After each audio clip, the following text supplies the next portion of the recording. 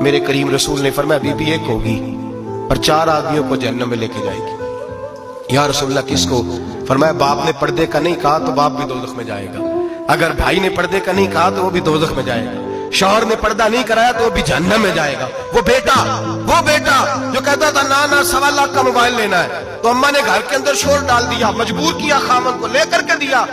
اس بیٹے سے پوچھا جائے گا تو ساری زندگی اماں سے منواتا تھا، یہ تو نے کیوں نہیں کہا پردہ کر لے؟ اور اب تو بی بی ذرا 40 سال کی ہوتی ہے تو کہتے ہیں میری خیر ہے، میں بوڑھی ہو گئی ہوں، میری خیر ہے، روٹیاں ساری کھاتی ہوں، باقی سارے کاموں میں جوانوں کی طرح ہوں، پردہ نہیں میں نے کرنا، میری خیر ہے۔ میرے حبیب کریم